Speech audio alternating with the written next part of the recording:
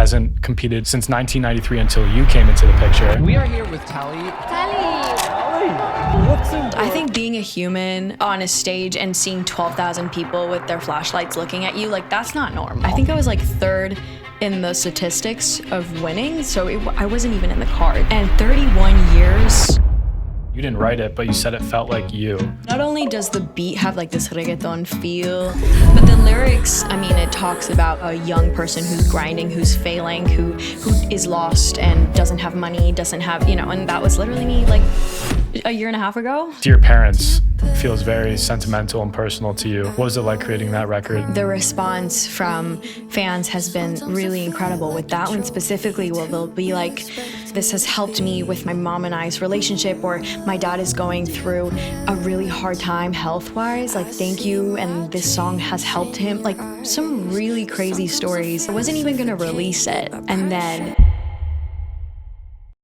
We have TALI here with us. How are you doing? I'm so good. How are you? I'm doing great. How's it feel to be in New York right now in the cold? I'm excited. It's cold. It's cold, but I'm happy to be back. I missed it. Amazing. So for the people that don't know who you are you? Tell us more about you and your journey and how you got here. All right. I'm TALI. I'm a singer-songwriter. I've been kind of moving around the world. I lived in South America for 10 years, and then Luxembourg for 10 years, and then came to New York for 5-6 years. And I was here for college to study musical theater. And then my life kind of turned around. I got to go to Eurovision, and then now I do music full time, and I get to, sing and dance and act and all the fun things. What a crazy journey. Yeah, especially honestly. to be moving around a lot, especially at a young age and growing up and doing music. What did that constantly teach you about your identity in your home as an artist and as you as a human? That's a great question. I think for me, home has been people and music. For me, it's hard to call home a place just because so many places are home, and I've kind of struggled with that. It's like, where are you from? What is home? That's something that I write a lot about just because it's a very unique childhood, to grow up in. Mm-hmm. But it's been really cool. I've been, learning a lot of languages, and now I speak a lot of things fluently, and I can communicate with different people and different cultures. And I feel like, when you speak the same mother tongue as someone, you get like an instant click. Mm-hmm. And so it's been cool to feel that with different cultures and people around the world. Yeah, that's amazing. That's something that I think really makes you stand out, is how many languages you speak, how you integrate it into your content as well. Thanks, yeah. You mentioned you speak Hebrew, Spanish, English, French, apparently German too. Yeah, a little bit. You gave me a little German earlier. When writing music, what comes like the most natural? Which language? Definitely English. English? Yeah, and second one, a close one, is Spanish. Those two are the first ones that come when I write. I think I also love to hear, English and Spanish music the most. So I love like anything Latino. I'm like, okay, gets me grooving. So I think that is like a big inspiration as well. Yeah. Okay, that's amazing. Yeah. Do you remember the first time when you sat down at a piano when you were young and just remembering music clicked to you creatively? Absolutely. Yeah. For me, it was actually not by the piano. I started with classical piano at the age of 6. So it felt a little more like I have to practice, like I have to, be a classical pianist and do this homework. For me, creatively was, I went with my grandpa to see Mamma Mia, and the music like ABBA, and it was like my first musical, and I was like, I want to do that. Which is crazy because then Eurovision and Full Circle, they went to Eurovision, and ABBA was there, and it was just like the stars aligned. So yeah, it really started that, and now it also is part of this journey. So that's amazing. Yeah. You mentioned you were training classical piano when you were younger. What other instruments do you play? I play guitar, but not really in like shows. Yeah. Just like you're just vibing. Yeah, exactly. Yeah. A little chord progression, Respect. Yeah. Helps in the songwriting process, I assume. Yeah. You mentioned you studied musical theater in New York. Given that background, how has that helped you with your actual music career? Because two completely different but also very overlapping areas.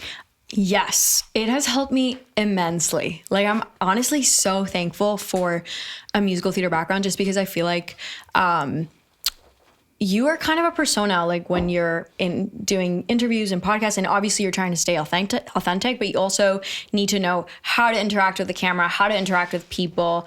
It really teaches you a lot about who you are. I think being an actor is kind of like a mirror to yourself, and you learn a lot of things about yourself whilst being different, characters. So it taught me a lot about myself, and also taught me a lot about like presence and like physicality, and a lot of really cool things that you don't normally do in like music school. So, yeah.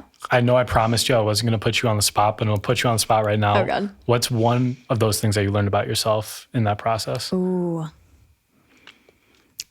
Tough skin. Tough skin? Yeah. I think musical theater, I mean, all the art careers, but I think specifically musical theater in New York, it's a very specific, very challenging thing to do. And to wake up at 4 a.m., you're with your resume, hundreds of girls that have brunette hair, green eyes, look exactly like you. You go in 5 seconds to wow them. Huge pile of resumes. Like this happens every morning in the city. And I think being part of that and being in that, BFA grind really taught me to accept rejection, like genuinely.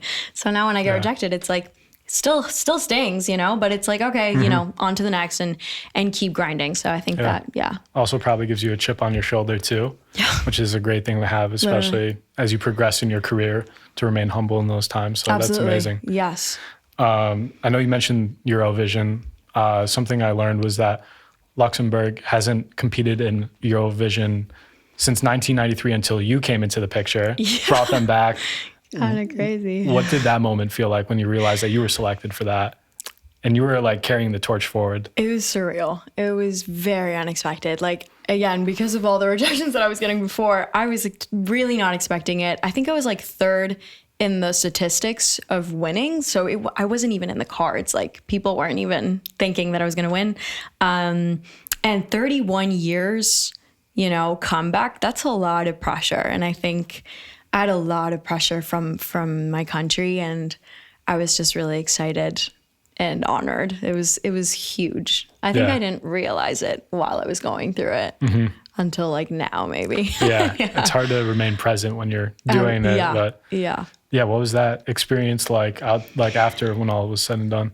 It's wild. I think being a human on a stage and seeing 12,000 people with their flashlights looking at you, like that's not normal. Like that's something that, is a very surreal experience to feel, and the rush that you get and it's, I like can't even describe it. It's something that I'll always hold dear and near to my heart, Yeah. Huge. That's amazing. Yeah. Fighter was your Eurovision anthem. Something that I saw that you said was that you didn't write it, but you said it felt like you. Yeah. What specifically about that song made it feel like you? The lyrics. The lyrics? Yeah, huge. I mean, not only does the beat have like this reggaeton feel and the French makes it really spicy, I think it also has like all those backgrounds kind of mixed in one. And it has some Middle Eastern kind of like harmonies, which I think it's like all my backgrounds kind of together. But the lyrics, I mean, it talks about, a young person who's grinding, who's failing, who is lost and doesn't have money, doesn't have, and that was literally me like a year and a half ago. So when I got that song, it was like, this feels right. And I feel like I would have written these lyrics, I'm sure it inspired even more people that also go through those similarities. Yeah, so that's amazing. It's real, man. Talking about music you released recently as well, Dear Parents feels very sentimental and personal to you. What was it like creating that record? And I also want to know kind of what your parents mean to you, given that like you devoted a whole song to it. Yeah, I think it was the first time that I've written something about my parents. I think it's something that as an artist, like I never thought I would do. Yeah. I wasn't even going to release it. And then my label heard it and they were like, no, like this is the single. And I was like, no, you guys, this is like for my journal. This is for my diary. Like this is not for the public. But then they were like, there's something special about you being so vulnerable and so intimate and so familial that needs to be heard. And the response from fans has been really incredible with that one specifically. Well, they'll be like, you know, this has helped me with my mom's, my mom and I's relationship, or my dad is going through a really hard time health-wise. Like, thank you. And this song has helped him. Like, some really crazy stories, which felt way more, powerful than anything, I think. And it made me feel better about writing about something so intimate like my parents. So, yeah. That's amazing. Yeah. Were they very supportive of I imagine they're, because, you're training when you were young, but very supportive of that journey? They were. I was really scared to show it to them. I did show it to them before it came out. It's like, are you guys cool with this? And they're like, yes, absolutely. And since I wrote that song, like, they have been better about all the things that I wrote about in that song, like that pressure. And one of the lyrics is like, they see like their future in my eyes, or wait, other way around.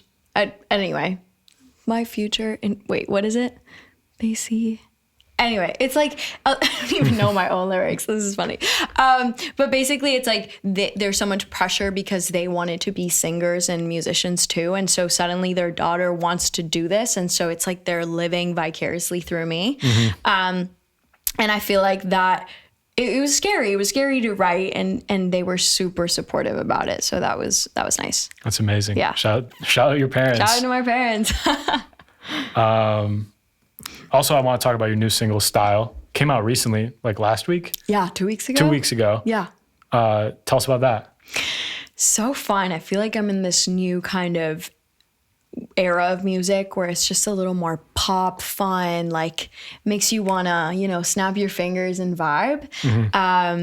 And that was really fun because I hate shopping and I hate like style and all these things. And I think it's ironic that I wrote a song called Style.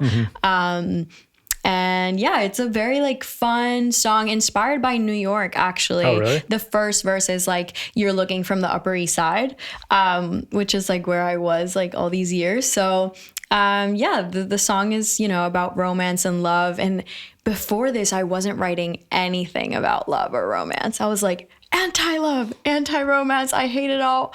And this next era is like, I'm in love, like, I have to say. So that's what the new music is about.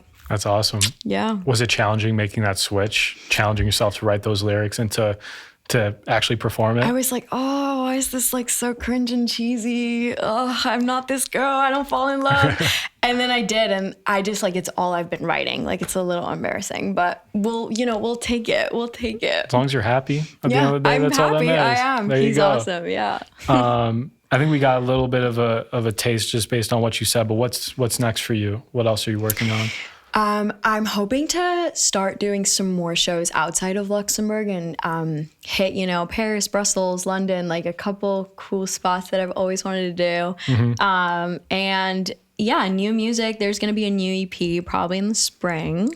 Okay. And a big release show in Luxembourg. And then we're going to go on from there. I don't know. We'll see. That's awesome. Yeah. Are you going to try to learn a local language while you're doing those shows? Yeah, honestly, yes. Yeah. I would. That would be amazing. Learn some Dutch when you're in Amsterdam Do or whatever. style in like all the different languages. Yeah. There you go. I love it. For someone that has seen you perform on stage, whether in Luxembourg at Eurovision, but checking out this video here tonight, watching your performance tonight, what can they expect? What are you going to bring with your performance? I feel like this is the first time that I'm doing a show of my music without any computer, any stems.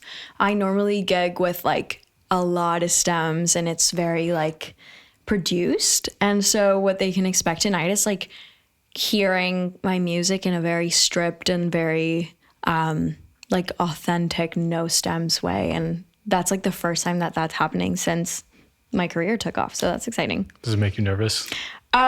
Yeah, a little bit. I like don't have a click in my ear. There's no track that I'm used to. So I'm nervous, but I feel like it'll be fun to do. Yeah. You're going to crush it. You're going to crush it.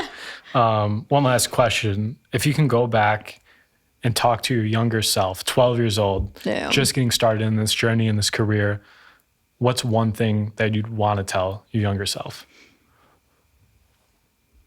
That I want to tell my younger self? Mm-hmm. That's such a good question.